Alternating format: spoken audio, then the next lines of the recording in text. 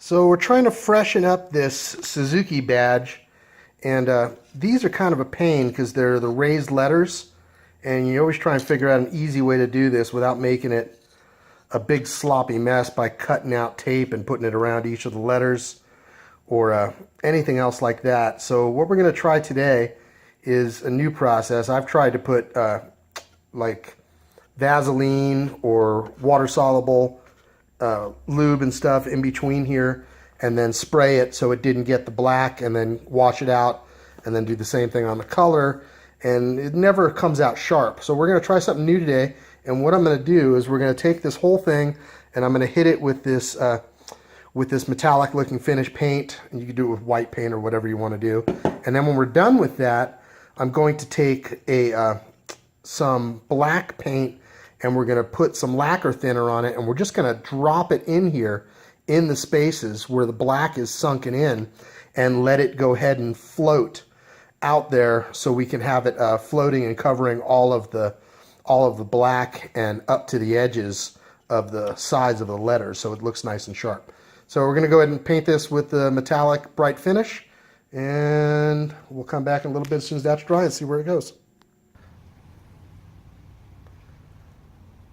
So we gave this about 3 coats of that metallic color paint, and got a little bit of a glob on the U there. I'm not going to be incredibly picky, but I think we're going to give it one more to kind of fill in. You can still see there's a couple of rough areas on there, and about 15 minutes in between each one to dry, and then we're going to come back and we're going to drip fill, float fill the black areas in between the letters with thin black model paint.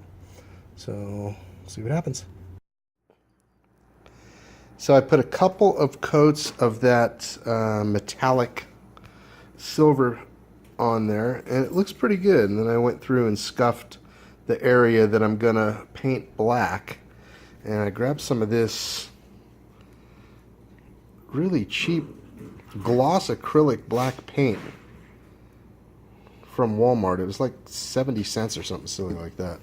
I'm going to try and water it down with a little bit and thin it, since it says it's water-based, and I've looked around a little bit and people said that they're using water, and then I'm going to float the areas inside here for the black and see how that comes out.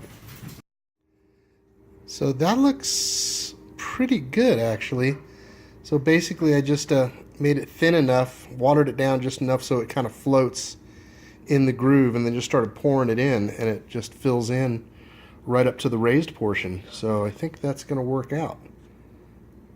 I'll try it and show you the end product. Okay, so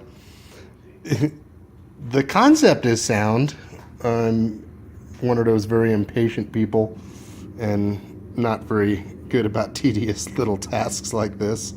So it doesn't look too bad for a completely unsupervised third grader's art project, but I think that if you have a little bit of time and you're working on something better than a plastic Suzuki logo, with a Q-tip, dip, run the rib, and pour it on into the bigger spaces and let it float through, it actually seems to work pretty good. So I think most of this stuff will clean off. Since it's water-based, it just wiped right off.